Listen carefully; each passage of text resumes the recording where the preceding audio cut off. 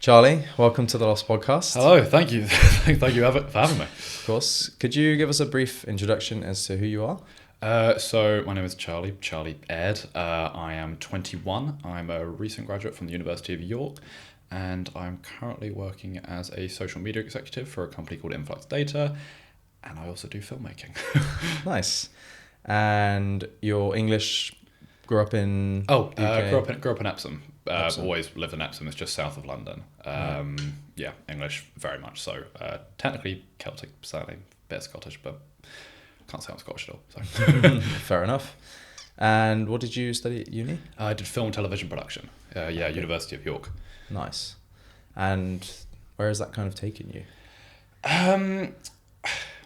As a degree itself, I'm not sure. Film's an interesting one because it's not like your kind of other traditional like careers or something. You know, I don't really think I realised the importance of stuff like internships until a bit too late.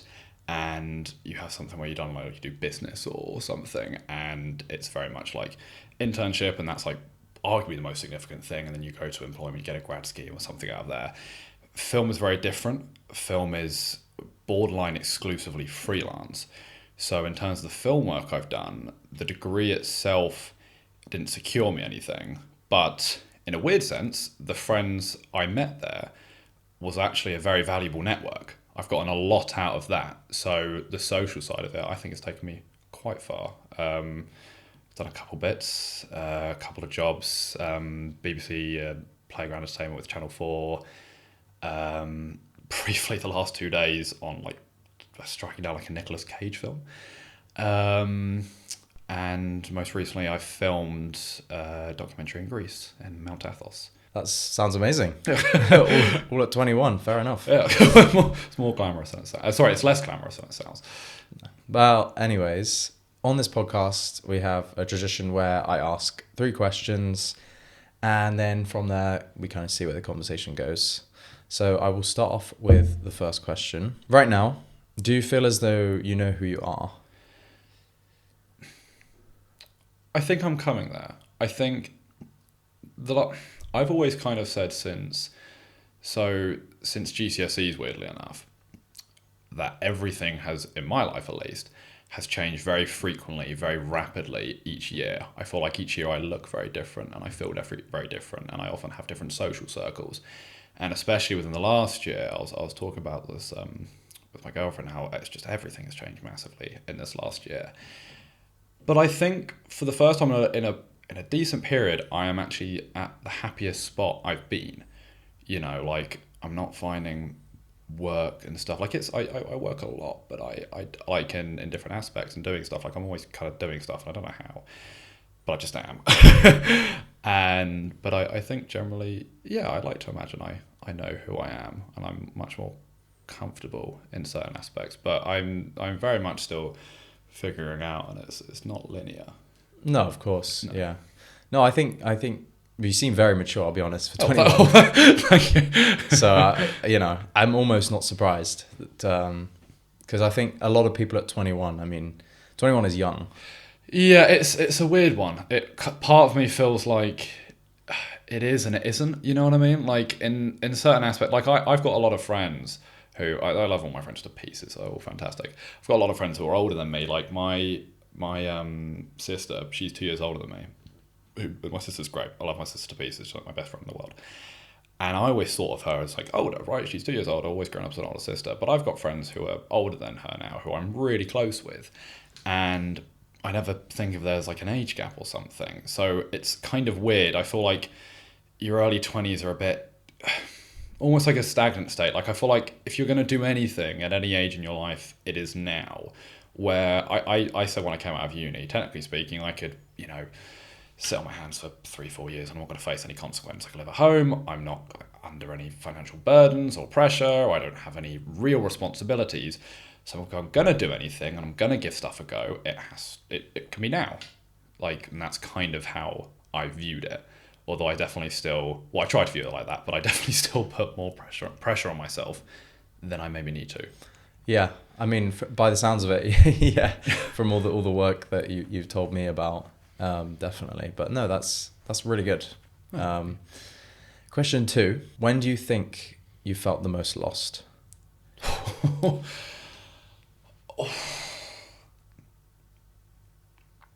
A couple of moments come to mind.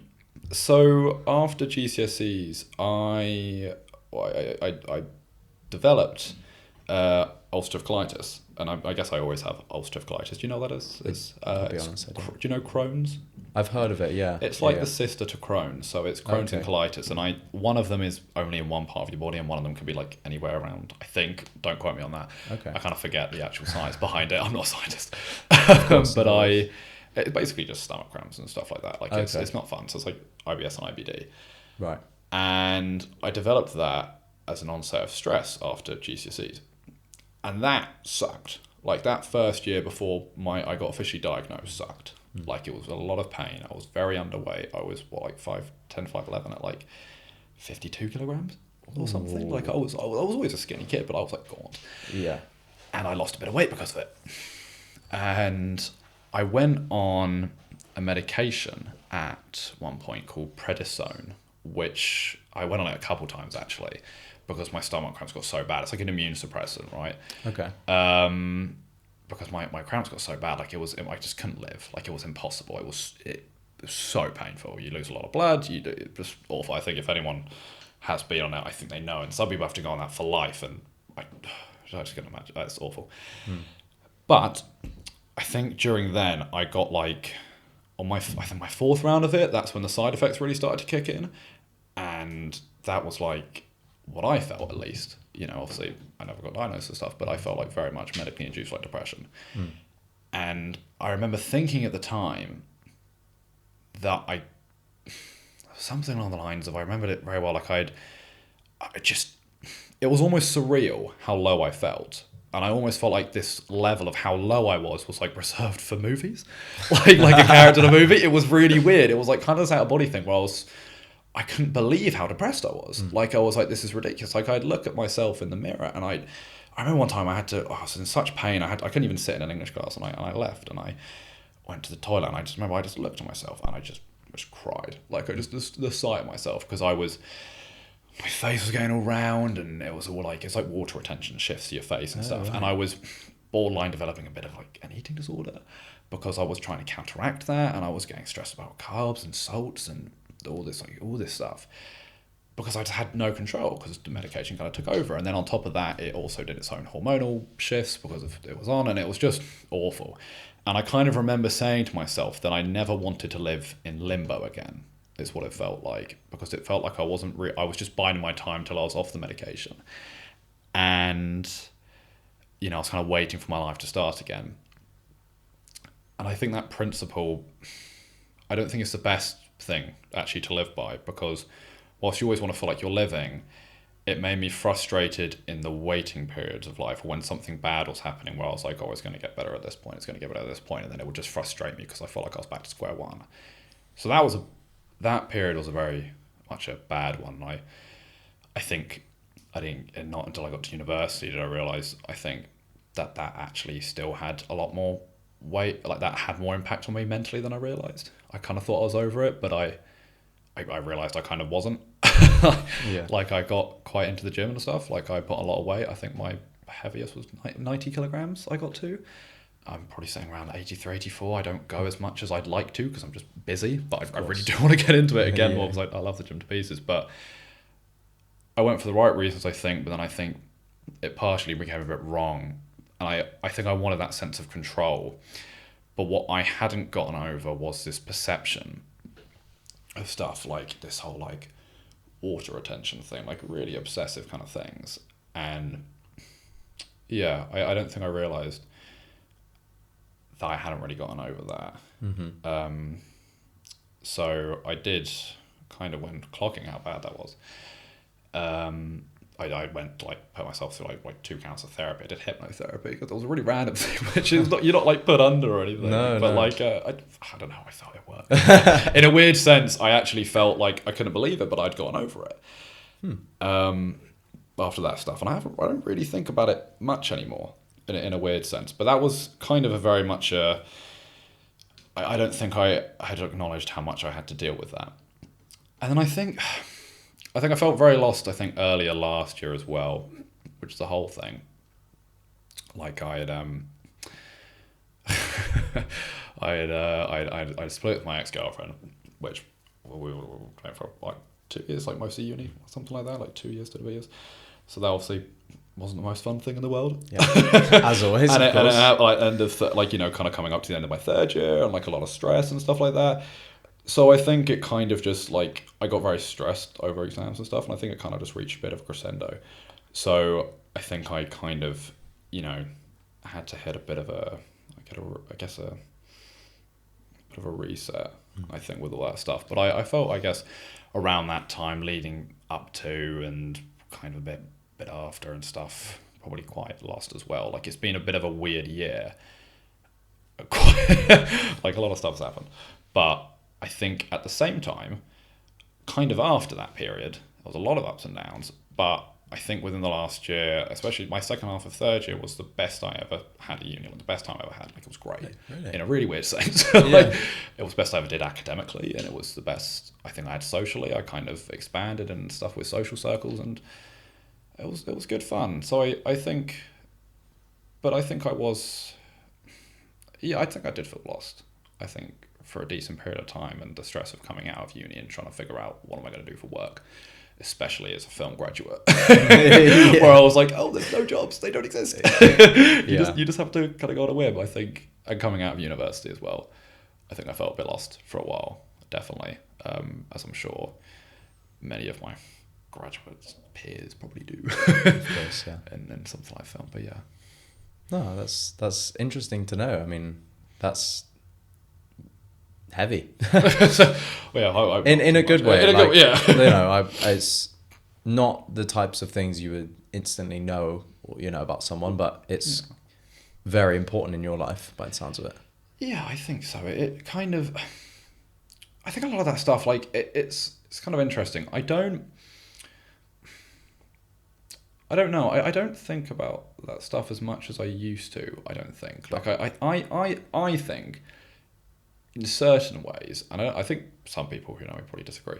I think in certain aspects I've mellowed out about certain things in life and shifted around my priorities a lot. I've tried to, at least, of just things that actually matter and whatnot. Like, and I like to imagine I have a pretty good sense of things that actually matter, but I definitely let it slip and stuff, and I definitely get like overworked up about stuff that just doesn't matter.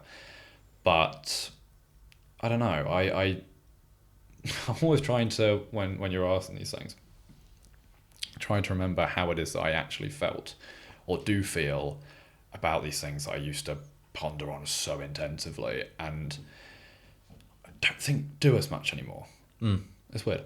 No, I think that's good, because I'm the same. When I think about like my lowest lows, I don't overly remember quite how I felt. No, that's kind of the thing. But you know what it was like. Yeah, in yeah. In another way.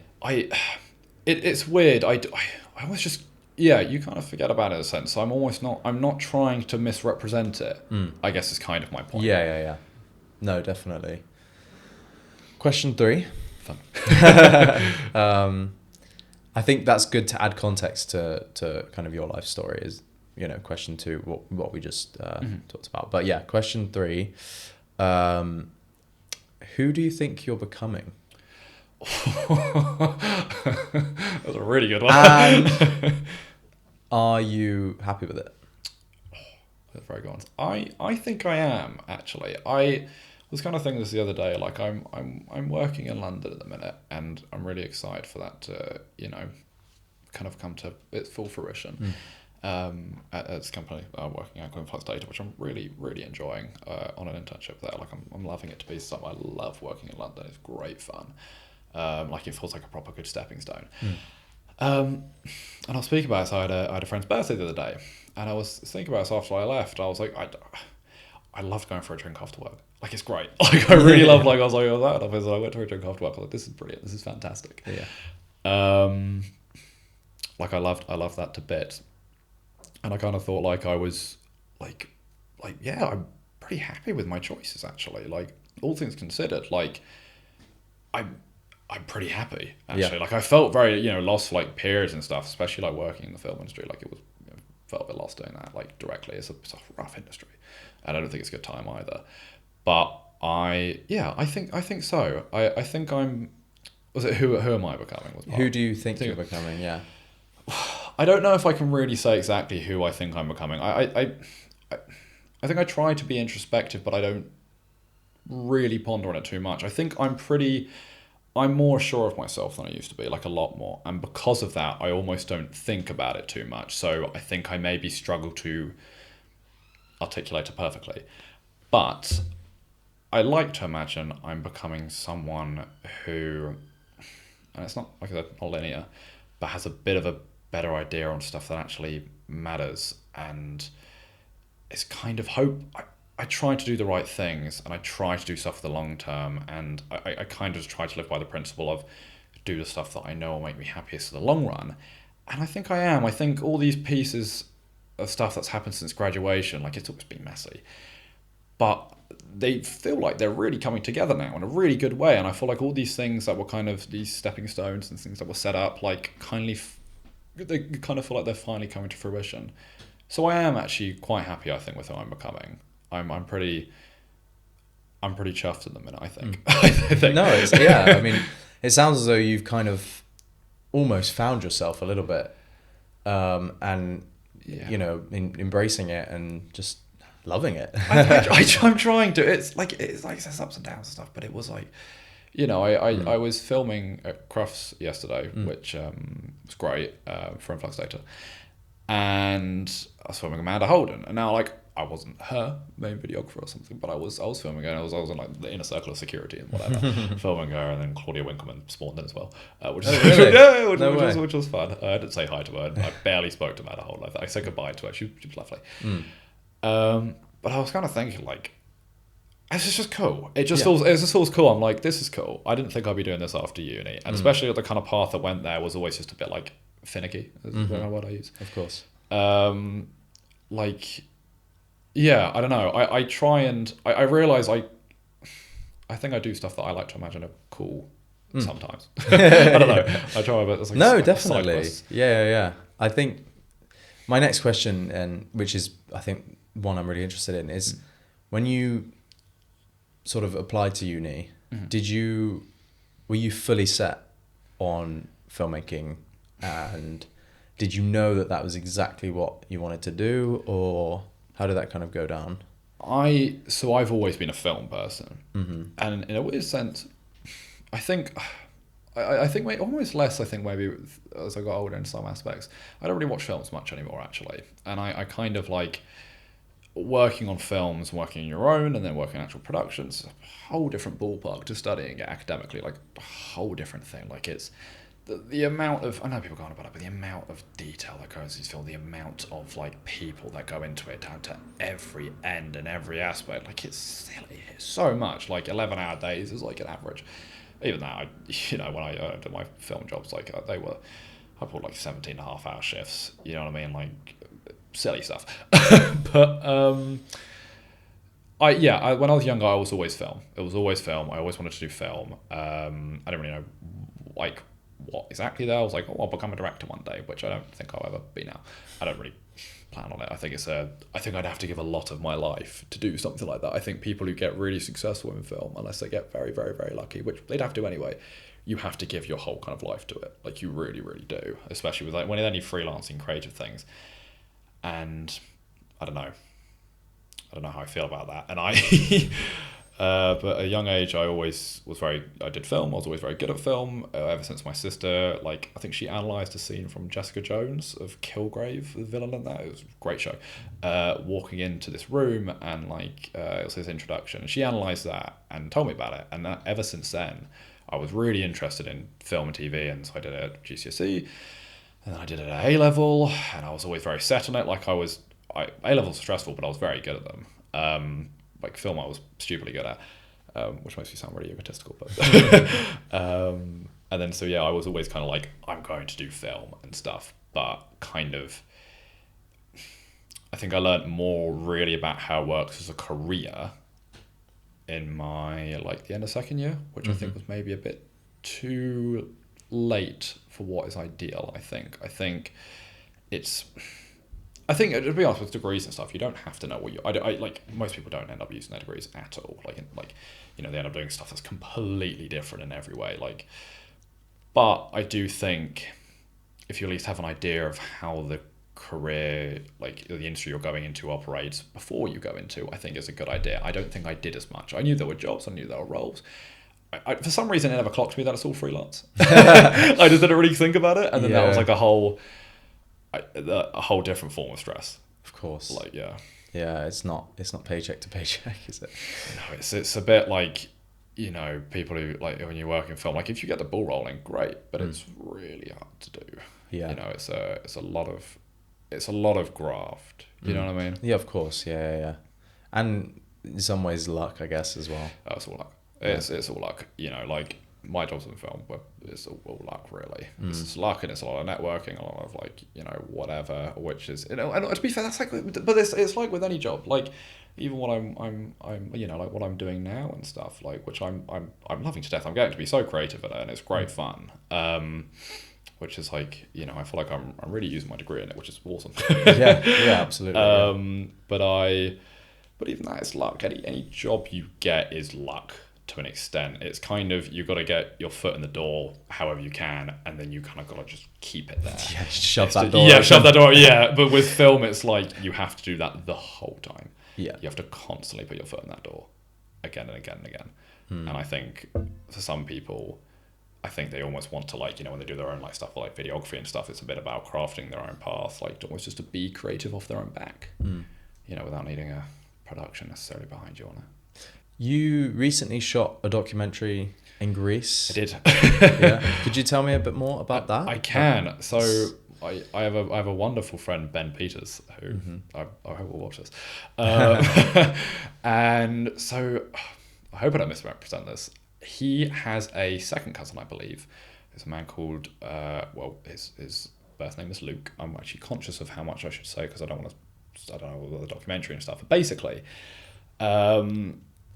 he's been on Mount Athos. So he went to Oxford to study Greek and ancient Greek with the full intention of becoming a monk on Mount Athos, a really, really specific purpose. And he's stupidly smart.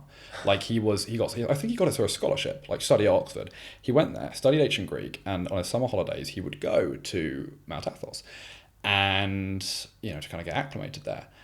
And he and then he's been there for 30 years. So the documentary... Wow. Yeah, he's been there for 30 years. He didn't leave the island. He didn't leave... Wow. Do you know Mount Athos? No, It's quite a niche thing. Yeah. So it's a remote Greek Orthodox peninsula. So you can only get there by boat. Only men are allowed. So it's illegal for women to go. Interesting. And...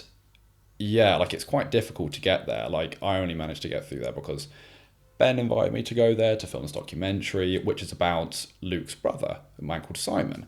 And it's about their reunion after 30 years, basically. Well, they because I think it was 30 years before that. So Simon travelled out to Mount Athos when Father Philotheus first went there and hadn't been there for 30 years. So it was a long time. Wow. So the documentary kind of revolves around their relationship and a lot of philosophical discussions. And we shot there for a week. It's a 9-day shoot. And it was a really interesting experience. I can't give Ben enough credit, the producer on it. It was me, a guy called Harvey Pilkington who was on sound. He was brilliant. He was just seamlessly brilliant. And we went out and shot there for 9 days, and Ben was up day and night producing this thing. He was such a nutcase with how little he slept over all this stuff. Really? Because there's a lot of restrictions for filming there. There's loads. You're not legally allowed to film there. At all. That was the big thing. So the selling point of the documentary is that we got permission to film the ski. Yeah. We didn't have, we didn't have permission to film on the whole of Mount Athos. I don't know how many actual things there are on Mount Athos. There's a Netflix documentary, and I think there's a 60 minutes thing. There's there's a handful of productions that have ever been made on Mount Athos, ever. So it was quite exclusive to film that. I don't think I'll ever film something as great as that, in my life. It was fantastic. It was it felt I was very, very lucky to be there. And kind of going there, and the monks were unbelievably kind people. Like, I don't think I've ever met any group of people as authentic or as kind, like, in my life. Like, and I think that hopefully, when the documentary comes out, I've got they're editing it now as we speak. So it's not even out yet. So it's so hyped to watch it, and now I can't even watch it. It's going to be, well, it will be out. Okay. I'm not sure when, but it will be out, and it will be. They're editing it now in Wales, so they are working pretty tirelessly. So it's Ben Peters editing it along with Oscar Kinder, who's also my friend, who's taken the time out to go down and edit it. We've got a bunch of other people working on the film, which I'm not. We've got people doing I know Harvey's sound editing it and stuff. I don't want to miss out people's names properly, so I'll probably talk about it later. It's fine. To make sure I get, there'll be a credits. Yeah, to make sure I get credits. But yeah, so that will be out. I'm not too sure when, but they're going through. There's a lot of footage, loads. It'll be like an hour and a half. Yeah, it was fun. It was good. It was very interesting. I don't think I'll film something as good as that in my life. I think my best work is definitely within that. And I definitely made mistakes. I made quite a lot of mistakes. Yeah, but that is filmmaking. Yeah. Half of the stuff you do, 80% of the stuff you do is just guesswork. Yeah. And then 1% gets used. Yeah, and I think I feel really bad for Ben and Oscar editing this, because I think they would. I think they've just gotten through sorting all the footage, and I think they were like, they're going to be kind of unsung heroes. I think they're going to make me. So I'm the cinematographer on it, and they're going to make me look great, hopefully. But it's kind of going to diminish all of their work and how much they had to go through to make me look good. Kind of go all the stuff where I don't know, I'm out of focus, or I'm like something goes wrong, or I don't know. I think cinematographer. That sounds like quite a nice place to sit. Yeah, it's a nice place to be, because I'm like, I shoot the stuff and then it goes off to the editors. But I think they've had a long time doing it, but they've done very good. I think they're doing very well so far. So I'm really excited to see that when that comes to its full fruition. Yeah. I'm kind of trying to constantly call Pete. Pete's what I call Ben, because his surname's Peters. Right. And I know a lot of Bens. So we always called him Pete at university. I see. And he's editing that right now. So I'm trying to check in with him, see how he's doing. Of course. And I think he's doing well. That's good. Was it all personally funded, or? Yeah. Wow. So hopefully we're going to get it produced, or something. I don't know. I'm not really involved in the distribution side of it. But I want to get. I think what I'm kind of trying to do is I want to get the word out a bit to people about it, because it's really cool. And everyone I spoke to about it in person is like, "Oh, this sounds awesome! Like, when's it out? Can I see it now?" And I'm like, "No, you can't see it now. When's it on Netflix, guys? You guys can't see it now at all." Yeah. That's a big part of it. It's like a very exclusive, to this film. All the stuff shot it's all very much this film. Like, it's exclusively kind of there, which is a big part of the selling part of it. And sorry, I've forgotten the question again. Sorry. Was it personally funded? Oh yeah, by all you guys? So yes, it was. So Mr. Peters put a lot of his own money into it, and he saw all the stuff, and he very graciously paid for me and Harvey's travel there. And I put in my own money to my new camera, which I'm doing now at work and stuff, but I caved in and spent all my savings on a Sony Ep.6 because I love the Blackmagic camera, and I built my TikTok off of it. But for this, when it's very much on the fly, and I wanted stabilization, like input stabilization on a camera, and I wanted autofocus and all that stuff, I was like, I kind of think I just need to eventually. I was always going to do it, so I was like, this is my moment where I'm going to cave in. If I have to do it now, I'm doing it here. And then it worked quite well, because then I got the thing at Influx quite soon after that. And I'm like, this is fantastic. this is perfect timing. That helped for the amount of Olden shoot and stuff like that. So it was all personally funded. We all kind of put in our own socks to it, and took bits and pieces out of all the stuff we were doing. We kind of think a nice part of it will be, it's very much around Simon and his brother. And I think a nice part of it will be a bit of an archive for the two of them about their lives, because they talk a lot about their lives in it. And I couldn't really pay attention to everything they were saying because I was filming it. I was filming it like the silliest of ways at some points. No doubt. I bet. I can trying to get imagine. the shots. I was like in live vision fixing. It was crazy. Me and Ben were very locked in with that. And. But I think it will be a nice thing for them to have for their family as well. Like, it's a bit of a document of their history, and it's half the part of the film is a big part of it is the fact that they reunited on the anniversary of their father's death. So, which was, okay. I believe, I might be misremembering this, February 2nd, I think was it. So they reunited on the day of their father's death, and we film a lot in this, like the ossuary and stuff. Not where his father's buried, obviously. Yeah. But they speak a lot about death, and there's a lot about religion, and they're two different kind of ways of life. But it was, it's very personally fun, and I think there's a lot of passion to everyone kind of involved within that. So yeah, it's hopefully maybe like the coolest thing we've done on our own back. I was gonna say, I mean, even if you don't make anything off of it, the value that you've had and the value that all of your, colleagues or, as well as, like you said, Simon, is it? Yes. Himself, the value is just, you can't even, put it into perspective how crazy that is. No, and people took like a lot out of their like times and their days. No more than Ben Peters. He put in everything into that. Like he was working like 12-hour shifts at his at a pub, and then like going in the evenings and spending another 10 hours on like, although not like, he probably wasn't working like 22 hours a day, but he was working like stupid amounts. Yeah. Like, he's just a crazy working man. Like I love him to pieces. He's great. Yeah. But he was working day and night. I mean, that is passion. Yeah. He like, what did he say? He said like, if I'm ever going to do this, I have to do it now. And I think he very much viewed it as, I have an opportunity here to do something really cool. And I have an opportunity to give my friends and people that I trust who are good at working to do something really cool. Yeah. And it will probably be the coolest thing we can do off our own backs. And he wanted to give people that opportunity. There's half the reason for doing it was to give people this opportunity to make something that has a really big USP that no one's hopefully ever really seen before. And see kind of where it goes, I guess. And he's put a lot into it. He's putting a lot into it now. He'll probably be working on it like for a better part of a year. Like, that's crazy. So, yeah. I don't know. No, that's insane. I'm very, very excited to watch it. I'll send it over when the update stuff. I'm excited for the trailer so I can actually show people that stuff. Right. Yeah, I guess, is that coming relatively soon or? Can tell you. I think they've just about, at the time of this recording, just about sorted through the footage because there was loads. Oh, so you went relatively recently or? I went, what are we now? Like, what are we in March? We're in March now. 5th March today? I think so, yeah. So we shot that at the end of January. Oh, okay. Yeah. Or something like that, I think. So we it's been like about a month. Yeah. So, and they've been editing it like madmen since. No, that's very understandable. Yeah. I was thinking it was last year or something, but no, that's very recent. Yeah, it's very recent. Yeah. So any kind of other endeavors? Obviously, you have a TikTok that's blown up. I need to post on that again. It's been bad. I haven't posted this year yet. Really? No, I know it's bad because it did do very well. Yeah, that's doing incredible. I will put a snippet up on the screen for everyone. The TikTok. Well, that's kind of how I ended up getting my job at Influx because it kind of grew my interest in social media and stuff. So that was.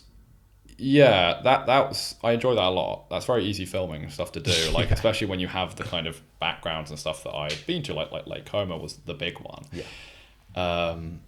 Which is great. Yeah, so how did that all, like when did you start? How did that all happen? Like when did you start posting? And So I started posting end of September, I think. I was editing some footage I had shot in Lake Como I was on a flight to Dublin. To I had a very, what do I call it? I called it Side Quest September. And I had been to Lake Como and I had taken my black magic because I thought, why not? Yeah. Because I wanted to get more use out of it. And I went and shot there and it's the stuff. And I love Italy. Like I love Italy. Like Lake Como and the Dolomites is a big things for me to do, which I haven't done the Dolomites, but that's a whole other quite funny story as to why I haven't done the Dolomites yet. And I shot a bunch of stuff on Lake Como. And to be fair, everywhere in Lake Como is beautiful. Like it's stunning. Like it's gorgeous. Of course, like it is every 5 minutes. I was like, that's just amazing. That's so pretty. That's so lovely. That's fantastic. Yeah. So I was shooting that the whole time, and I remember thinking, I want to do some videography stuff. I want to kind of start posting, and how can I do that? And what did I do? I'd seen people make like cinematography compilations, and I'd also seen people do like aesthetic kind of like Pinterest videos, right? So they get like frames like from for Italy, for example, they'll put like an audio of like Call Me By Your Name, and they'll have like these 0.8 second clips of like from Pinterest or something of like place from Italy, and then they'll they'll flicker through them very quickly to a very aesthetic audio. And I thought, why don't I do that with my 4K footage? My 4K, like nice looking footage. Like I'll chuck that on, I'll do it in that style, and I'll do it to Italy, and I'll see kind of what happens.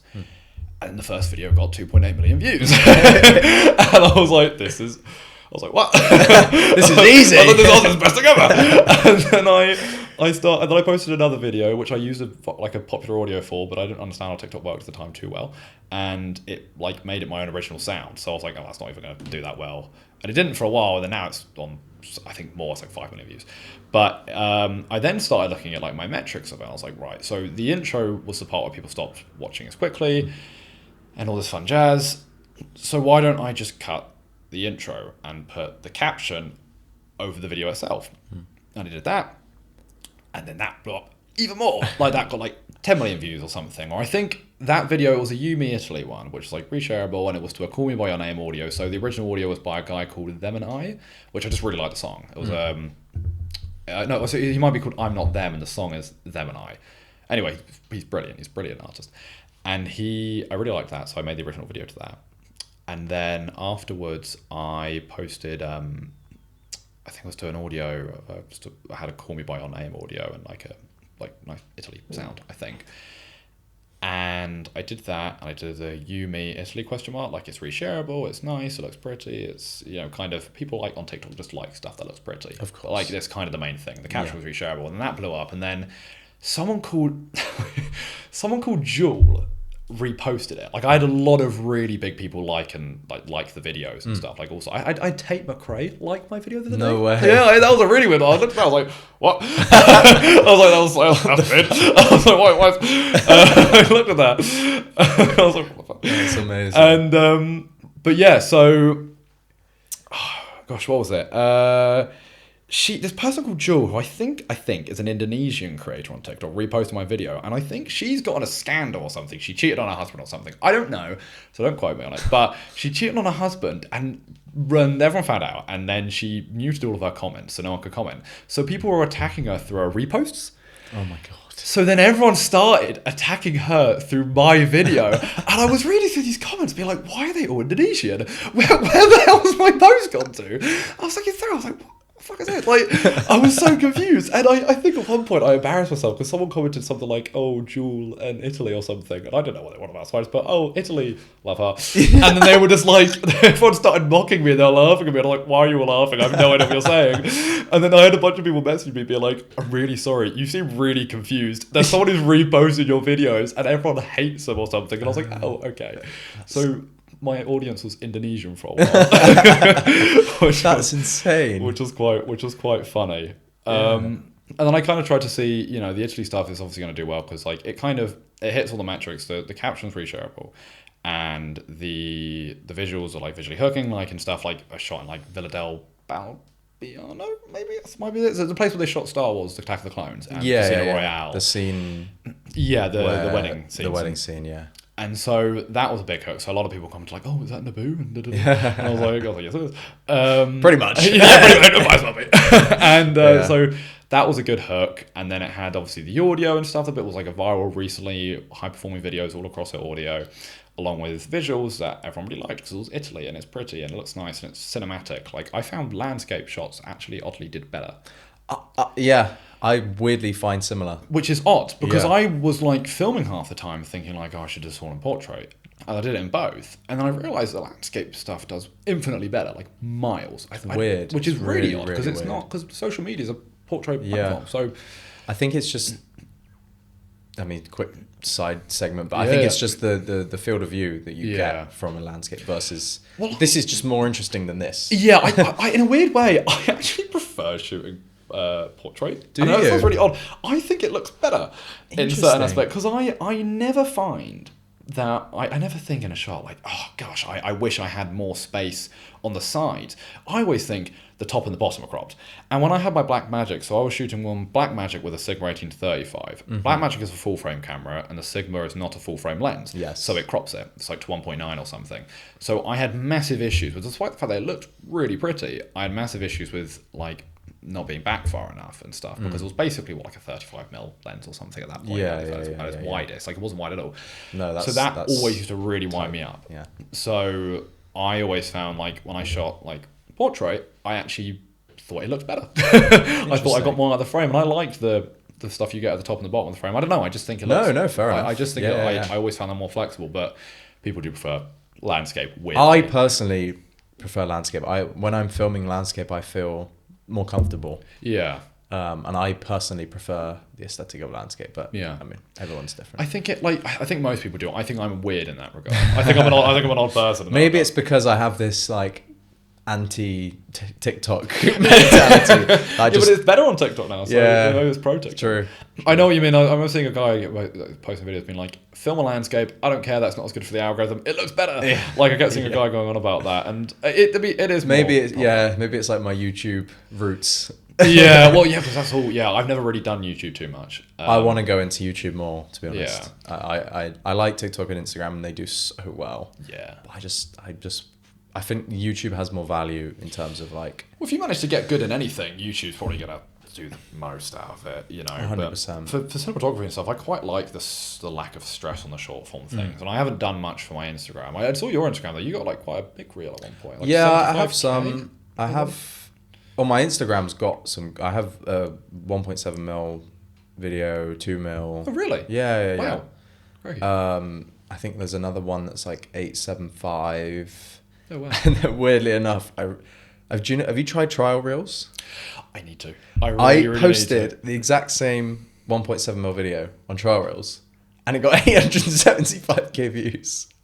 So effectively, you can kind of stack it on top. On top. I know it's insane. I know how trial reels work and stuff, and it's a thing that I really need to start using. It's weird because you can just kind of repost I don't know how I feel about it just yet. You can kind of just post anything. You can, but the thing is like if you have a post on your feed, right, you can just repost the exact same post, and it's like double the outreach. I don't know if it affects anything. And I think YouTube, I think Instagram are cracking down on it, because recently I posted a video on trial reels, and then like a day or two later looked on it and it was like, this is very similar to a video on your page. Right. We're not getting much reach or whatever. So okay, so maybe they've clocked onto the fact that people are just double uploading.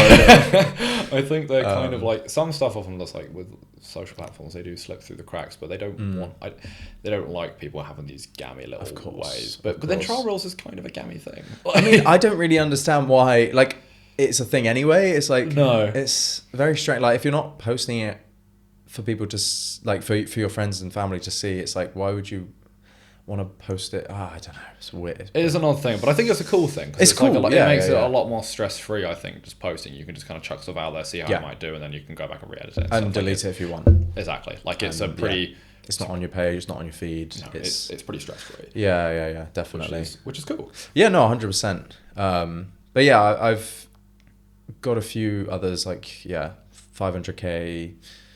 100k. There's a few on there. Yeah, very decent. Yeah, nice. Yeah, but weirdly enough, we're kind of opposites, because my TikTok does horrendous. My TikTok does. My Instagram does really well. I don't really post on my Instagram. Like I post the exact same on both, and the engagement difference is astronomical. Well, I find that, but vice versa. Like I post like 2 of my Insta reels on my Instagram, and they've got like 60 something likes or something. But then they're like 2.85 million on my TikTok. Like TikTok, I think TikTok's a lot easier to do. See, this is what I'm not getting. I find it the opposite way around. I know TikTok better. I understand. I think I understand Instagram better. But maybe that's the issue. I never thought aesthetic stuff is much more of a...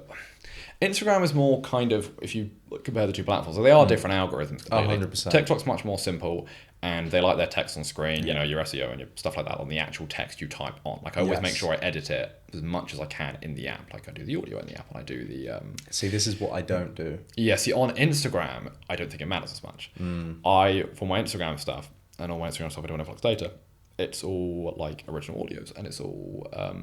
text embedded, like burnt into the footage. Right. But I try and make sure that footage that on for the most part on TikTok isn't burnt into the footage, because I think the algorithm picks up on it more. That's really strange, because it is odd. That does make sense. Like that does make sense with what I've experienced. Like I don't. Mine's always burnt in.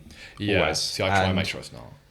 maybe that's what you say. Where TikTok. It's a pain to do, but for the stuff that I've done, right, on my TikTok specifically, like my main TikTok, the actual editing I do in the app is very simple. It's just adding the caption and then making sure it doesn't get cropped out in like the thumbnail or Yeah, of something. course, yeah. But then thumbnails don't really matter on TikTok anyway. Not really. No. But I just personally find it just makes it do better. No, fair enough. Pair that with a good audio and it's good footage, and people like I use those essentially clips a lot. I've had people like bully me over it, be like, "You're rinsing these clips." Well, people like my friends. No one online said that.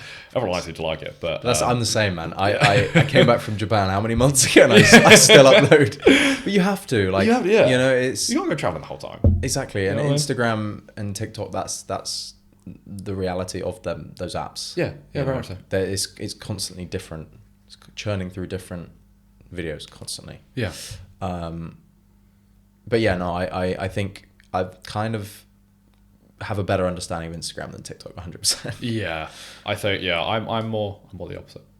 Yeah. I think I find. No, fair enough. I think is that something you gonna continue to do? Do you think? I do. I need to. Yeah. I need to. I've just been working a lot, I found, and it's just taking up my time. I really want to do well at the stuff I'm doing with Influx. Like I'm putting in a lot of effort into that. And then I obviously been doing like, I say yes to everything. It definitely takes up a lot of my time because of it. Like I work more than I need to in certain things, and I put more into stuff than I sometimes need to. And I get tired. Like I don't even understand how half the time I feel like I'm just doing the most random of things. Like I think I have my friends joking with me like, "You're just never in your house. Like you just refuse to be in the house." Like I don't know. I think so. My friends ask me saying, "What do you actually do when you are at home?" And I was like, "I don't know." He's just like, "I just can't imagine you inside your house." I was like, right. I don't know. I want to do more on the TikTok stuff. I need to do more on the TikTok stuff. I've just been doing other things. No, I want to of get course, back on it. yeah. I think I posted a story today being like, "Guys, I will post, please." Yeah. Like, don't hate me. leave. No, please don't leave me. Because I'm reposting the other stuff.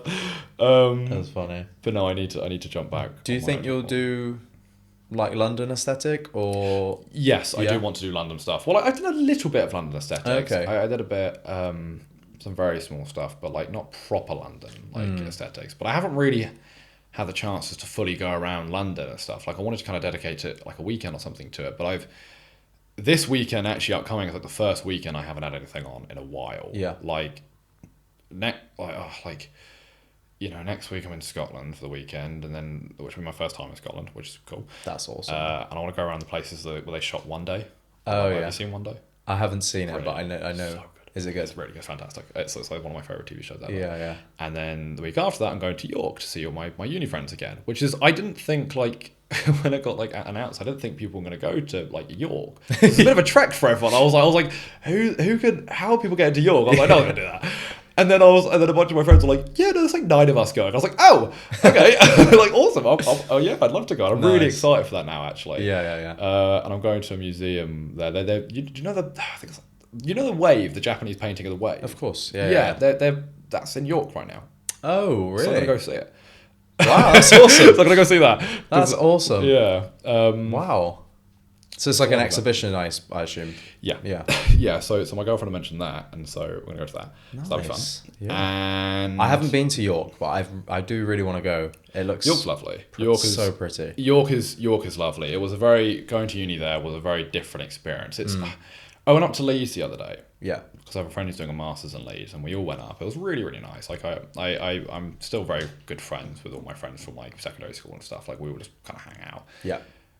Usually drink, but but we went up to Leeds for my friend's birthday, and it was my first time, I think, being up north. And I went to Manchester for my other friend's birthday, and did a job up for like 2 days on Dickinson's Real Deal.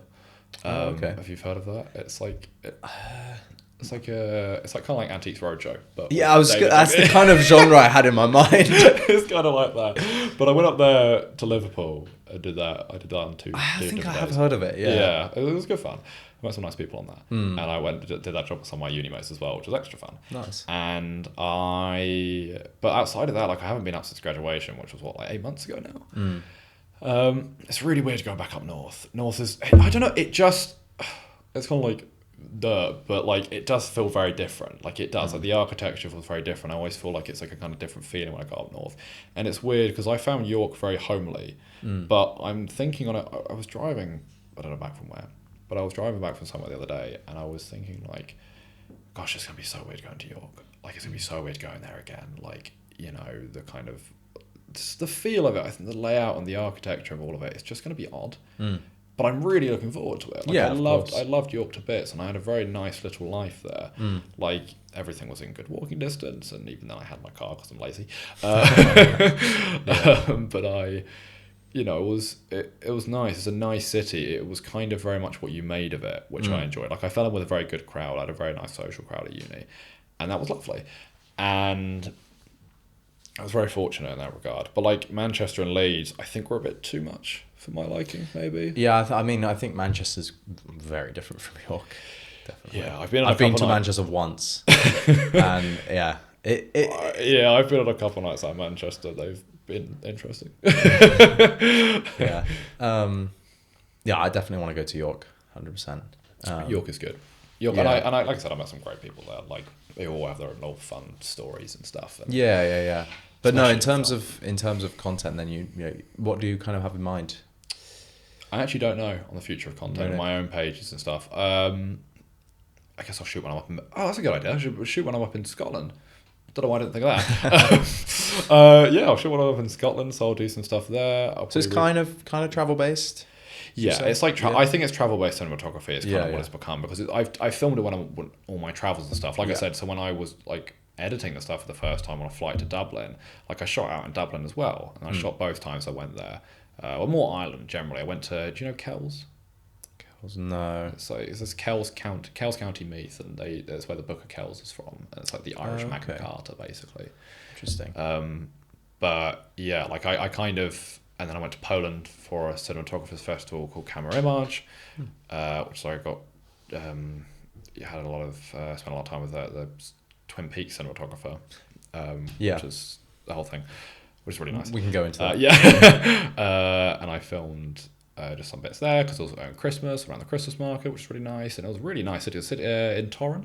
Oh, no way. Yeah. Do you know Torun? I know Torun, yeah. That's where they held it. So my dad used to do a very, very, very niche sport called speedway. I'm not too sure. What's speedway? It's basically it's a type of motorbike racing. Oh right. Okay. But the final Grand Prix, which is like the big wow, is in Torun. Oh. It's a very Polish sport. Oh wow. Okay. So that's the only reason I know Torun. Oh yeah. Well, it was at Torun this year. It was for David Lynch. Oh wow. It was Cool. it was one of his big festivals. He loved Camera March, and obviously because he passed, this year or 2025 was dedicated. It was very Lynchian, Right. So it was dedicated to him and a bunch of people that like he'd worked with, like attended there, and I attended like basically all of that stuff, which was good fun. But yeah, I don't know. To be honest, I don't know anything else outside. To be honest, it's a very niche sport. It is somewhat popular in the UK, but it's very I've popular. never heard of it. Very popular in Poland. Oh wow, nice. Yeah, it's like a track, and it's kind of like a mud track, and it's just like I wouldn't say dirt bikes, but kind of. Yeah, nice. And yeah, it's called speedway. It was a very niche sport, but yeah, it's more popular in Poland. Okay. And the big final GP is in Torun. Oh, awesome. And when I went to Czech Republic a few years ago for a speedway event, it was like Torun was just over the border. Oh, okay. Oh, nice. So yeah, that's kind of cool. how I know Torun. Awesome. Yeah. No, Yeah, it's very cool. Have you been to Prague? No, I do want to go Prague. That's aesthetic. Yeah, I had a mate who went Prague. It's stunning. It's stunning. Yeah, I do want to go. I was oddly like, I never really put Poland on my map. I don't think. Yeah, I'm the same with Poland, but I loved it. I know if I went, I'd love it. Yeah, but I did. I did love it. But like I like kind of like other cities like that. I don't know. I'm very much like an Italy kind of guy with kind of stuff. Like I have my like own like European stuff. I know my parents went Prague. I think actually not too long ago. I think, and then my sister went at the same time, but they didn't invite me because they didn't go together. But like mum went with my dad, and my sister went with her boyfriend. But it did look nice, like that kind of same kind of feel. Looked like almost like Tataran, that. Yeah, I don't know. It would be cool to go. No, definitely. So, the theme of this podcast is kind of to help people discover like what they want to do and help them find meaning and stuff. Oh, hence the title. Hence the title. Do you, in the UK, there's a big thing about university. What are your kind of opinions on that? Because you hear either side. You hear, oh yeah, you should go. Oh no, it's a waste of time. I'm curious, as someone who's gone and definitely benefited from it and is still pursuing the industry that you studied, how did that? What's sort of your opinion on that whole debate? I think the most successful guy I know coming out of university, we had a conversation the other day. He works up in London as well. He's a good mate of mine. And I said the other day, it was probably about a few months ago now. And he was on about, he's like, yeah, uni's just, like, it doesn't really matter. Like, he's done very well for himself. And like, I don't think he'll ever accredit it to uni. He said something like he wanted uni, he was just simply just like to get like, to work up in like London and stuff. And that was like just all he wanted to do, and he got that, and that's just that. You know what I mean? Yeah. And he does have, I thought, a massive disconnect from university now. Like, he's like, I just don't care for it. Yeah. He's like, feels very disconnected from York and all that stuff, which I get. I think university is, I think the best parts you get from it are not the stuff that it is explicitly meant for. Degrees don't matter, in my opinion, nearly as much as they used to. Like, I know, like, when my grandmother has his degree and hears of people going to university, she thinks it's like some huge deal. Like, she talks about it still with that same massively high regard, like, about like the people who get into uni. It's still hard to get into uni, depending on what it is. But like, she's like, oh, this is so impressive, people going to uni. Like, I don't know, I've never viewed it as such. Maybe that's ignorant, but university, I think, for me, the benefits of uni haven't been explicitly getting a job. No one cares about my degree. No one cares if I got a first. No one cares real outside of the, I'll get like the occasional fight if it's mentioned or something. People are like, oh, that's really good. Like, well done. And it's kind of just to tick a box. Yeah. At its best, it just kind of proves a point of, if you get a first, it's like, oh, so you're like smart to a degree, depending on what you did. Of course. But it doesn't. I think what the best thing university gives you is time. It gives you time and a lot less pressure. You have time to not have much financial pressure. You've got student loans and stuff like that. And you can, obviously there is still financial pressure and you have to work at uni and stuff, but then everyone's very different. But I think the biggest thing it gives you is time. No one, if you're at university and you don't work a job there because you don't need to, no one is going to look at you and be like, you should be working. So like, you're a student. Especially if you're in a creative industry and if you want to go into that university, whilst that degree, to be honest, is not going to help you get a job at all, like, because they don't care. They just couldn't care less if you studied film or not. Like, it's like, do you know how to hold a camera? No, and even if you do know how to hold a camera, it's like, yeah, but you haven't done it on anything that actually matters. Like, you've done it on a student film. Not that those don't matter, but they don't really film work. No. No one cares. And I can't remember what I was saying. I think, yeah, like for like a lot of times in getting jobs and stuff, I just don't think it means nearly as much. The qualification doesn't mean nearly as much. But what I did get from university, was time, was what I was saying. And if you're doing a creative thing, you have the time and the freedom to pursue and make your own things, build your own portfolio, use the equipment that the university has provided you if they have, go out and do freelance stuff, build up your CV, because say like, oh, start like a small company or something, try and film stuff for like, places in your city or something, and businesses, and, whatever it is you feel like you could chuck on your CV and be like, yeah, I'm an entrepreneur, and yeah, I'm I started up this and I helped found that, and just kind of see what you get from it. Like, spend that. I think the best thing it can give you is time to like just kind of beef up your portfolio before you go out to the real world. And as well, I guess, and especially in the theme of this podcast, it does, I think, help you figure out yourself. I think for most people, and it was for me, it's your first time away from home, and you'll be that for 3-4 years or something, and I think you get a very different understanding of yourself. I was very different when I was in uni, before uni, and then in uni I was very different, and I'm even more different, I think, when I've come out of uni. Like, I feel like I'm very much malleable to my surroundings, I find, and I think university really helps with that. I think the issue with the university is it's very much, and this isn't like a revolutionary comment, but it is a bit of a false promise. Like, if you don't get an internship, no one really cares about your degree. They just don't. Like, that's how if you can get an internship, great. If you can't, it's fine, but it just makes it harder. I know stupidly smart people who have come out and are really struggling for work, in all sorts of like industries and business, like, all the stuff. Like, the job market it's rubbish and there's not much support. And university doesn't help, and you will spend a lot of money doing stuff there that just you could have done when you just came out of like before even having gone. But I have no regrets in terms of going, because one, I think it helped me figure out a lot of what I wanted to do and even how I felt about film as an industry and how I felt about a lot of things. And I think it helped me become more socially apt, if I am socially apt. And, I met some really amazing people and some people who I love very dearly and who I hope I'll be friends with for a very long time. And I think that matters a lot. And even in work, that matters a lot. Having a good network around you and people to support you and people to help you and stuff, like, you can really bring each other up, especially if you're doing creative stuff. In any industry, I think it's important to help bring people up.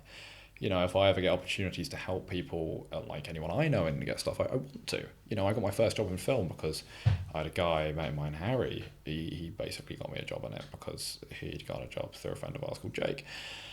And, I'm always very grateful for him for that. So when I get offers of jobs and stuff, and if I can't do them because I'm doing like my internship and I'm working at Influx and stuff, and that's where my passion lies at the minute, I'll be like, well, I'm sending this to Harry first because he helped me, and he's done very well for himself.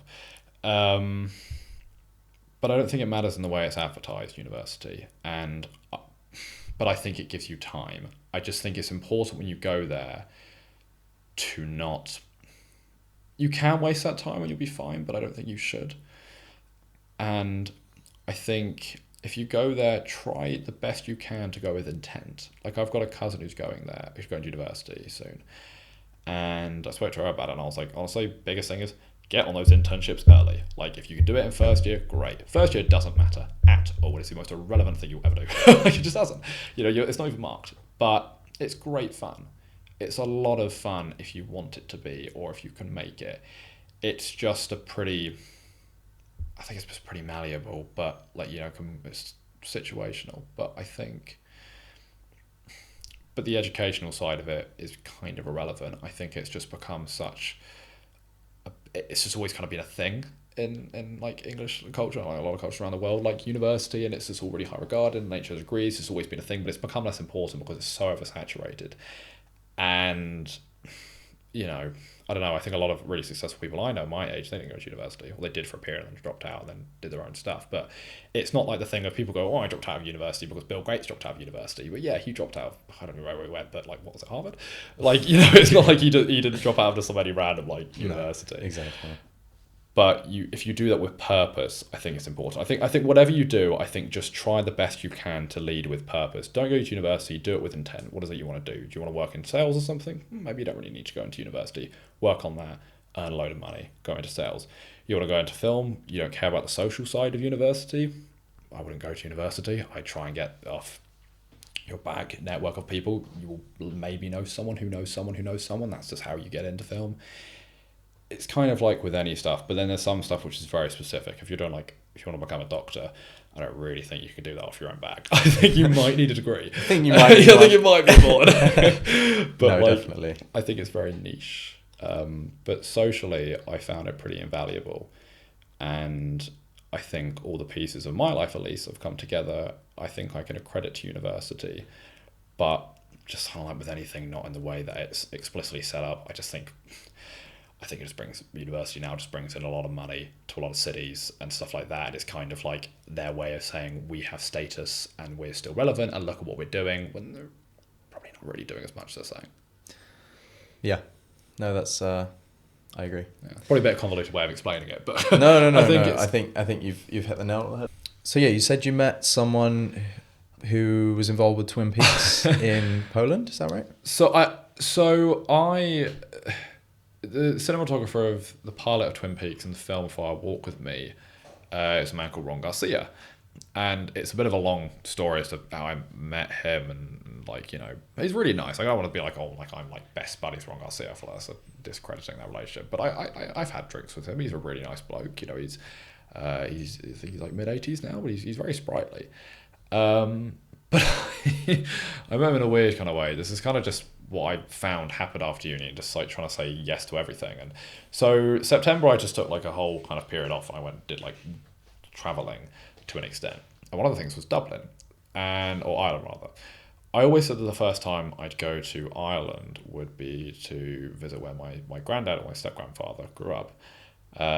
Because he passed a few years back, and I was very close with him growing up. He was very, very Irish. And his funeral was on the day of my A-level exams. Oh, no so way. I didn't attend. I couldn't attend. Fuck. And I remember I think my gran called me or something in a really funny way to congratulate me on my breakup, and I was like, "What?"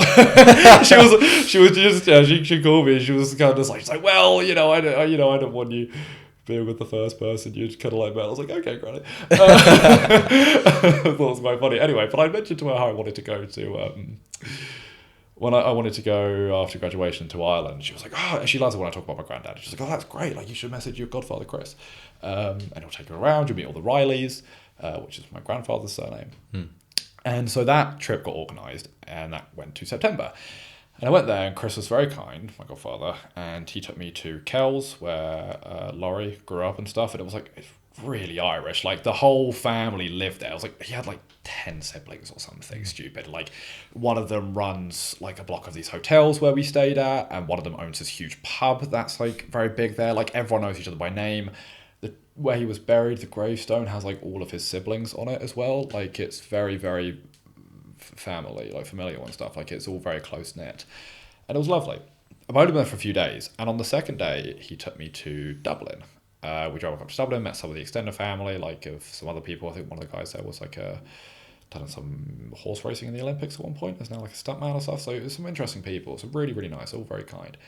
And second night I went to Dublin, and I stayed with Chris's friend there, which was really nice. And Chris said, "Oh, I want you to meet like these people. There's a friend of mine called Jill and Connor." And Connor works, I believe, as a film lecturer in Dublin, and Jill is a production designer. And I went there to this members club, which I don't want to misquote this, but I think it's ran or something by Lenny Abrahamson, who made Normal People and Room. And so I went to this members club there, and I was speaking with them, and they were lovely, like really, really nice people. And Jill was like, "Oh, I'm like," I mentioned how I was like interested in cinematography and stuff, and she was like, "Oh, you should meet like Ron. Do you know Twin Peaks?" And I was like, "Yeah, I know Twin Peaks." She's like, "Yeah, like David Lynch?" I was like, "Yeah, I know David Lynch." And she was like, "Oh yeah, like Ron, he was like, he did the film, and he was a cinematographer on the pilot and all that. Like, you should meet him. He's coming next month to this members club in Dublin. Like, he's my mentor. Like, I want to shoot you." And I was like, "Yeah, I'll do that." So I went to Dublin next month, which isn't too expensive. And then the day after that, I flew to Dickens and Gildale. Like, I landed in Liverpool. It's a weird kind of change of planes. And I meet her there, and and it's an event surrounding him. Like, it's him talking about stuff, because he has some really great stories in the industry. Like, he's a proper industry veteran. Like, he summarizes lifetimes in sentences. He'll be like, "Oh yeah, and I didn't do much for like 15 years. 15 years. Like, what do you mean?" He was like, "Oh, then I did Twin Peaks, because I'd done One from the Heart, which is a Francis Ford Coppola thing. The guy, I believe, who did The Godfather." I'm so worried I'm going to misremember a fact and be crucified by someone. But yeah, I ended up actually, so he had his talk, and then I went to like a bit of drinks, and I went to the toilet, and I hear someone at the end of it being like, "Oh yeah, Ron, it's just down there, the toilet." So I was like, "There's no way I'm going to meet Ron Garcia in the toilet." Like, this guy who shot Twin Peaks. Like, I watched like Twin Peaks a lot at university. It's like a big thing. And I was like, there's no way I'm meeting this man in the toilets. No, because in the toilets, he comes in, he starts talking to me about like making like bladder jokes about being like 85 or something. and I'm just like, I'm like laughing along, and I'm like, "Yeah, no, haha." And I'm thinking to myself, being like, "This is Ron Garcia." This is really weird. And I was thinking to myself, being like, well, I don't want to like, I want to speak to this man, but I don't really. Do I speak to him in the toilet? This is kind of really odd. Like, what do I do with this? Do I shake his hand? No, I don't shake his hand. And so anyway, after he watched that, I did end up shaking his hand, which I don't know if that was weird or not, but I you know, we had a bit of a conversation, and then I had a drink with him upstairs and some people, and then Jill and me talk about this festival called Camera Image, which was in this year's was in memoriam of David Lynch because he used to love the festival, and how Ron was attending that, and she was like, "Oh, you should go," and I was like saying yes to everything, so I was like, "Yeah, I will." So I went to that. I went to Camera Image for a week, which was great. Which is I really put myself out there on the networking side. Like I was just kind of going up to people and just shaking hands, just out of the blue, like spending moments at like Panavision clubhouses, just introducing like cold like to people. But I spent a lot of time there with Ron and like had quite a few drinks with him there in some pubs, and I met some really nice people there. Like it, all sorts of people from like kind of around the world at this place. I remember standing at one point and I was with a guy who was from Mexico who had a short film coming out, and another woman who was from Georgia. She'd grown up in like the war and stuff, and like Jeez. she was like crazy kind of story, and like she had like yeah, like I think she had had something. What did she say? It was something like when she was born, like there was like a bullet hole in the water bottle next to where her mum had like given birth to her or something, like in the hospital. I don't know. She was a crazy life story, Right. like crazy. Like some of the people there, I was like, they've actually been through like some really traumatic stuff, Yeah. like nuts, and all very talented at that what they do. And I was just like, this is the weirdest thing, like just being all these people. And I remember one person said to me, I think he said, oh, everyone here speaks English, but I understand you the least because of my accent. I was like, oh, cheers. I was like, brilliant, mate. But no, yeah, it was good. It was just the weirdest thing, like kind of going to there. And like, I went to a masquerade party there, which is the weirdest like thing. Or like there was a, it wasn't Panavision, it was one of the camera companies like hosted this like masquerade party on the river of this place outside of Torrent. And I was like, this is just the maddest thing. Like the film industry is very like frivolous with its money and stuff. Like it's kind of crazy, but it was nice. Yeah, it was nice. And I had a lot of drinks with Ron, and he has so many interesting stories. Like if you ever look up kind of stuff he's said or done, Yeah, like he's yeah, lived yeah. a life. You know, he like drops in conversation and stuff, how it's like houses burned down and stuff. I'm like, what? What do you mean your house was burned down? He's like, yeah, like I lost in the fire. I'm like, that's awful. Like, what do you? Your house is gone. Like, Yeah. but yeah, and like I think he's just now just kind of going around the block, just doing tours and stuff. But it was interesting. We spoke about Twin Peaks and stuff like that, and his involvement on that. I think the days were quite long filming then, and he managed to out-weird David Lynch at one point. He says this story quite a lot, where he was filming something, and then David calls him afterwards and goes like, say David like I know, calls him up at one point on the phone after reviewing some footage, and he goes, Ron, too weird, and it just hangs up. But he had a lot of good stories, so that was yeah, it was nice, and I need to email him actually. Yeah. But yeah, that was the cinematographer of Twin Peaks, Ron Garcia. My bit of experience having drinks with him. Yeah, fair enough. Nice And bloke to share a pint with. this is actually a question that has just come to mind that I'm interested in. How important do you think networking is? It depends on what you're doing. But saying that, networking matters in different aspects for different things. If you're going freelance in film, it is your entire job is your network. If you have no network, you will never get work. If you have a stable 9 to 5 or you're doing something more steady and stuff like that, then maybe it doesn't matter as much. But say you're in sales and stuff, your network is huge. And to a degree, it always matters. If you're higher up in a company and stuff, to an extent, it's kind of like freelancing almost. You know, you're running your own business. You need contacts and stuff. You need networks, and you need, I think, incredibly important. Like I've built the work I've done off of networking completely, you know, and utterly. Like all this stuff is networking. And I constantly am. I think very important. I think it's important to treat all your interactions and anything that you do as like, it's your reputation. You know what I mean? Everything's your reputation. You never know what might go bad for you, you never know what will go right for you. If you're always just good to people and you're friendly, you're kind, you can never go wrong. You know what I mean? Like I think very important. I think it's more important than like a degree is necessarily. If you know the right people, and you can, knowing the right people will get you into places, and then knowing the right stuff will prove that you're worthy of being in those places. It's kind of what it is. But networking is just, it's a lot of luck and it's a lot of putting yourself out there. You don't need it, but it's kind of huge. I think for most things in life, I especially found it useful. Yeah, I think that's spot on, to be honest.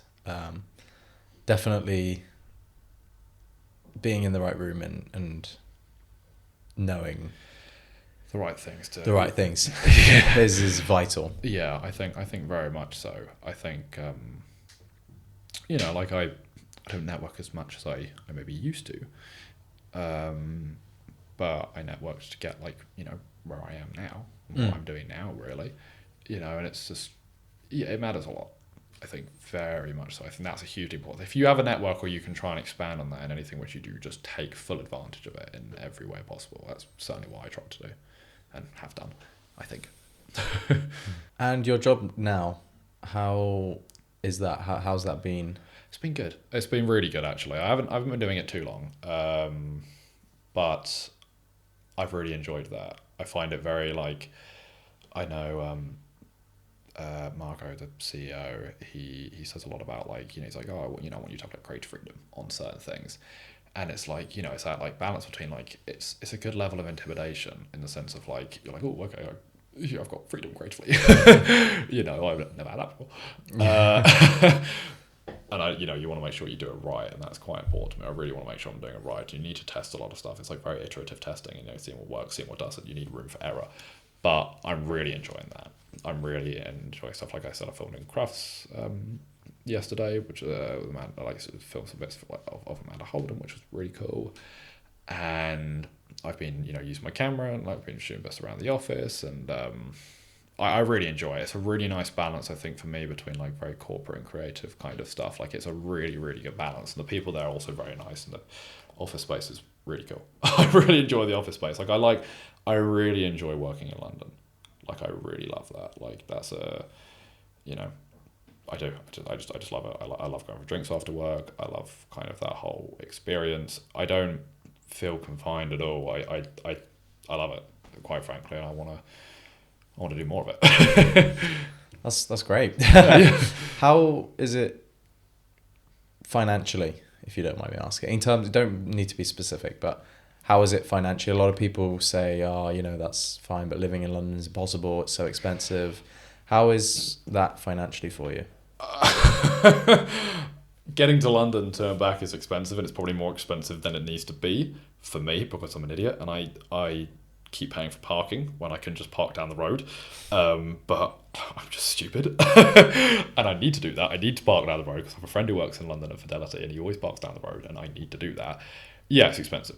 It's very expensive, and I need to figure that out more. I need to become more financially responsible in those regards. Like I think that's my biggest thing, is just figuring out how to manage those finances, because money can just go like, you know, like that. Like, you know, I spend one train ticket up to Leeds or something, and then bam, that's 70 quid, along with the fact that parking is probably like £10 a day some places, and especially like in certain stations, and like boom, you spend £100 and you haven't even known it, and all you've done is just go to a place.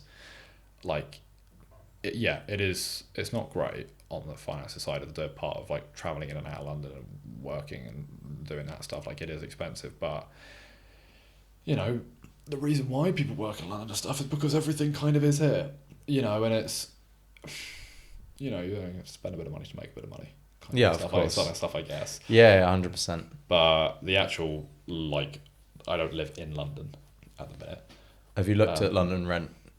I haven't. But I'm speaking. I haven't specifically myself, but like I'm talking to a friend about it at the minute, which could hopefully be really fun after my internship is up. Yeah, potentially doing that. I'd like to. And he's been talking about places that's like £800 like a month or something, which would be very cool, because it's like I lived with him at university, so it might be quite cool to do that again. Yeah, definitely. That'd be a really fun experience. That would be so fun. So I'm talking to him about that, although I know he's much further ahead in his career than I am, and he's got stuff much more on lock than I do. So I'm like, I need to after this I need to actually, well, just send a message, because I need to wait till kind of like my internship's up and then see what's the haps. But I think I'd enjoy it. It's expensive, but it's a lot of good fun. All of the stuff, like being in London. I want to be in London. I know he spoke often about being in London, and I know my dad was like, "Oh, it's like a great thing to work in London at some point." And I see the appeal. It's really good fun. It feels like the next stepping stone. Like when you're like after GCSEs, you're like, "Oh, A levels is the next stepping stone," and then it's university, and you're moving around constantly. I like being in London. Like I miss York. Yeah. Sometimes I guess. Like I've always felt like I missed it, but I love being in London. That feels like a very natural progression. And I'm glad to be in London. Yeah. Like it's like everything's here. Everything. You know what I mean? Yeah. I had the exact same kind of realization. I'm originally from like a tiny village. Oh, okay. And for me, if I was going to be in the UK, I wanted to be in London. You kind of, yeah, like if you, like, because I basically live in like a borderline commuter spot at the minute. So like it's fine. But like I spend so much time in London. Yeah. I'm there like most days. I'm in like the office more than I need to be probably. Yeah. And part of that is because, well, I need to film stuff in there, but I do also love it. I don't really like working from home that much, to be frank. Like, you know, I just get distracted. I'm just not as, I don't find it as focused, like as good of an environment. I love coming to London, like everything is here. If my friends are meeting up, even though they don't live in London, I've got people live in Cambridge, you know, like and stuff, but people can always get to London. Yeah, it's the one place people can get to. It makes the most sense. It's like the middle ground for most people. So yeah, like there's nothing for me up north. No, really, there's nothing. Which is like kind of sad. It'd be nice to always have something where I'd have an excuse to go, but I don't. I've got a mate doing like a master's up there, like, and like another mate doing his final year of uni, like basically it. You know. And for people considering to move to London or just a big city, what would you say to that? In what way, like in university or like? Well, I guess potentially after. I think it has to make sense. I think. Because I kind of always view it, I do say if people don't have to if people can live at home after uni, like I think it makes the most sense. You can save a lot of money doing that, and I think that's quite logical. But you know, if you have proper reason, if like, you know, you think you're gonna have like really good time, or there's something, you know, there's more incentive to being in London, you're working in London, I think great, but I think you have to have a reason. Like, and that's not like a revolutionary comment, but you need to. I think if you can figure out a way to live there, and it isn't going to drain all your finances and completely kill you off, and you actually also, especially if you can move there for a job, great. I think socially, outside of the money wise, amazing. I think it's really fun, but I also think it depends completely on what kind of person you are. Like, it's so subjective. Like, I liked York because it was a balance of a city and like a bit more suburban, I guess. Like, it's you know, it's nice houses and stuff, and like a bit more residential than maybe London is. Like, I wouldn't want to live in London when I'm older. You know what I mean? Like, I don't intend to live in London when I'm older. I think it'd be nice, you know, you'd live there for London for a bit. I think that'd be awesome. I love working in London. Never plan on living in central London, like, when I'm older. Like, just not, I don't plan on living in a big city when I'm older. You know what I mean? Like, of course, yeah. I'd love to live remotely, but also I know everything's always going to be around a city, so I'd like to kind of be within the general proximity to London, in which I am now. Like, you know, like an hour's round ways or something. Yeah, of course, yeah. But I think it's definitely, if people are considering it, I think if you can make it work and it makes sense to work, I think go for it. I think you will get a lot out of it. I think with all kind of stuff, you can make stuff work and you can say yes to things. I just think, why not? The worst thing you get out of it is you lose a bit of money, you lose a bit of time. But also the worst, you'll get a story, no matter what happens, no matter where you go, no matter what you do. You know, if you say yes to stuff, I think you just should. Like, I've said yes to a lot of things that, like, I've probably lost out money on. Like, but I get a good story out of it. Of course. And I get to say I've done stuff, and I've done stuff from uni and stuff, and I, you know, like filming the Grease thing, like it took a lot of time out, but like, it's awesome. You know, it was awesome to do. And I don't know if I'll ever do something like that cool again. And all these things, and seeing all like my friends all around the place, like, it's money, and it's, you know, and it's money that I'm not like, you know, I'm like really liquid, but like, it's fun, you know. And if you can make it work, and you're at that age where you can, I think you should. And I think that kind of translates to going to a city and moving somewhere like that. I think if you can make it work, especially if you're uncomfortable by doing it, I do think you get a lot out of being in the deep end of things. But you might hate it. But at least if you do it, at least you'll know you hate it. You know, I think the best way you can figure stuff out in life is by, I think you can intellectualize stuff, but I think it's a very big difference between like empathizing with it, right? Like feeling it emotionally. Like, I can think of a lot of things being like, that's stupid to do, but I really want to do it anyway. And I almost don't realize that I actually don't want to do it until I've done it. And then I can really like internalize that. I think a lot of people intellectualize things and they acknowledge stuff and what the reality of it is, but I think their heads are very disconnected from their hearts. And I think I've been a victim to that with a lot of different things in my life, where I know something to be a certain way, but I don't feel that. And I think the only way in a lot of situations where you can feel that is by experiencing that and by testing it. And then because it's not enough just to read it on a page. You have to live it. Couldn't agree more. Yeah. Yeah. I that's definitely what's happened to me in my life through the various things that I've done. You just have to go. You just go for it. I think. And then from the experience you learn. Yeah. In terms of filmmaking, and maybe someone wants to get into filmmaking, what's kind of your advice to a filmmaker, a young filmmaker, wanting to make a name for himself? I think it's a hard one. I don't like, to be candid, I don't like the industry in the way it's set up.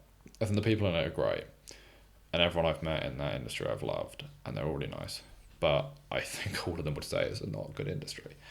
It's not a great space to work in. If you can make it work, it's great. You make a lot of money, but it's very risky, very, very risky. Like, and it's so not linear. You'll be doing one job one day, and then you're like 5 ranks down the ladder the next, because you just need to work a job. Like, and it's just job after job after job. It's like hunting for a new job every time. It's like every day's your first day. Every time you're at a job, like, it's like fighting for your next day of employment. You know what I mean? Unless you're contracted. Like, it gets easier as it goes on, but it's kind of a bit of a closed circuit in a way. It's very hard to break into.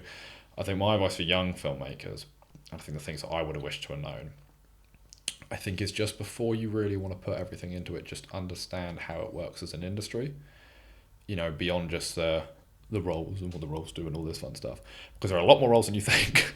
Like, there's more than just a director and a cinematographer and this and the other. There's locations, and there's green work, and there's just about anything you could do in any other job you could do in film. They have someone for it in film. They have the person running the coffee there. They have they have their security. They have their, like, people running the locations themselves. They have just all sorts of stuff. Like translators and coordinators and down to every detail. I think just get an understanding of how it works and the fact of how insecure it is, because it's really insecure. Like, and you will probably give up a lot of your life trying to pursue it, and you kind of got to figure out what's worth it to you, because I think it's an industry built on passion. And to be quite simply, if you don't have the passion for it, don't force it. You don't need to. You can have an appreciation for film, and you can make films off your own back and stuff, but don't do it just because you like films if you think it's going to make you miserable as a career, because it's a very different thing pursuing it as a career and as a hobby. It's a very different thing making a short film to working on a proper production, and that's not, once again, revolutionary, but just understand how it works, I think is my, really understand how it operates as a career, if you are considering it as a career. I think that is a big fundamental. And then, put your passion into your creative work and stuff, and you can do a lot in film, and you can do a lot of really fun stuff, and it's great. But I think my thing is just really consider it. If you're considering it as a career, think of it of how it functions like a job, outside of the fact that you're going to be your angles, if you're a cinematographer, or your, I don't know, the way you're coordinating actors and stuff. All that stuff is really valuable and things. But your first jobs for a while will have nothing to do with that at all. You will be doing manual labor, you will be doing just general work, just helping support these people. And if you like that, and if you can have fun with that, and if you're fine with the hours and the inconsistency, because it's long hours and it's very inconsistent, then go for it. And if that is your calling, then do it. And there are obviously other ways to break in, but it's just a very big spectrum. And you can do stuff in and around film that are more stable and are more 9 to 5. You can work as a camera assistant, or is it technically, like a technical camera operating place. Or you can work for companies like NBC or ITV, and get something a bit more regular. The prospects are higher if you freelance, but you also run the more risk of it just doing nothing. If you want to make real money, then go freelance, but it is hard.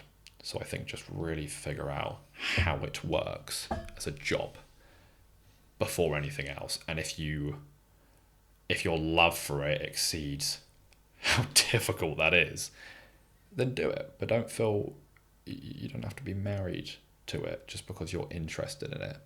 You know what I mean? Like, there are other ways to do those things that don't necessarily require the sacrifice that film does.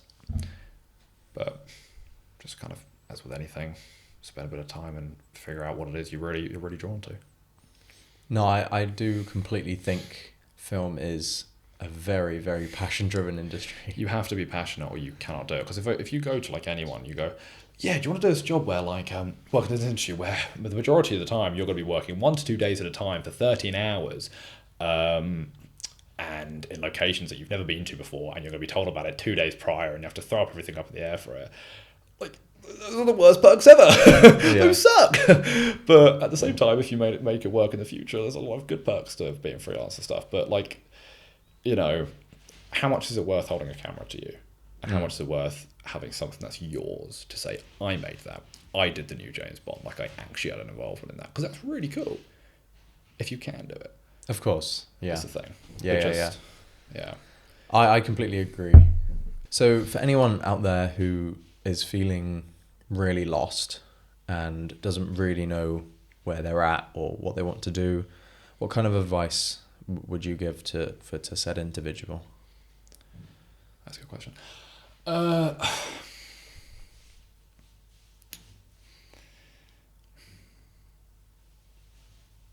should really think about this one. I don't know. It's when I had my breakup, I was forced to really just sit with myself and just think, and that sucked. There wasn't, it was just like, we broke up and we never spoke again, like, ever. And I really had to sit with myself. And I think whilst that sucked, it was really quite important for a period. I think you really need to, if you're lost and depending on what it is, I think it's really important to sit with yourself quite brutally. I think do things and go out and socialise and, try loads of stuff. Throw stuff against the wall and see what sticks is what I try and do. That's my little motto. But don't do it in the sense of you're distracting yourself from procrastinating life and you're delaying life. And you can do, and depending on how old you are, you have more time than you may realise. There's no set age for anything in life. People do, like, the world is very broad. I think if you're lost, because this is obviously an incredibly situational question, depending on what you're lost in and how you're lost, but I think it's just really important to just sit with yourself and really sit with yourself and think about why you feel lost and in what aspect. Is it career? Is it your love life? Is it your parents, your social situation? And just kind of think, what do you do about that? Is it an issue you have with yourself or is it with someone else? But you have to let yourself feel the emotions. If you avoid them, they're never going to go away. You're just going to delay them. It's like having a cup of coffee or something. It doesn't actually make up for the sleep you've lost. It will just simply put it off. But you will still be that tired and you will still need to sleep those hours again. So it's depending when you do that. And I think it kind of goes for most things in life. I just think it's important to really just, I think learn yourself and learn what it is that really matters to you. And, is it money? Because if it's money, then fair enough. If you want to make loads of money, do something that makes a lot of money. Go into sales. That's a good way to make loads of money. You know what I mean? It's, are you really passionate about art? Then go and do art and see how you can and really figure out how you're going to make that work properly beyond just the fact if you like picking up a canvas or you like, filming something. But I think the only way to get out of feeling lost, because it's an internal battle ultimately, is just to really sit with it and think, why do I feel lost? And is there any way out of the situation? I don't know, it kind of, because it depends. I think it depends what you're lost in. It's kind of I don't know the way I see it. Yeah. Charlie, thank you. That's all right. Thank you for coming on today. No, thank you very much. Thank you very much for having me.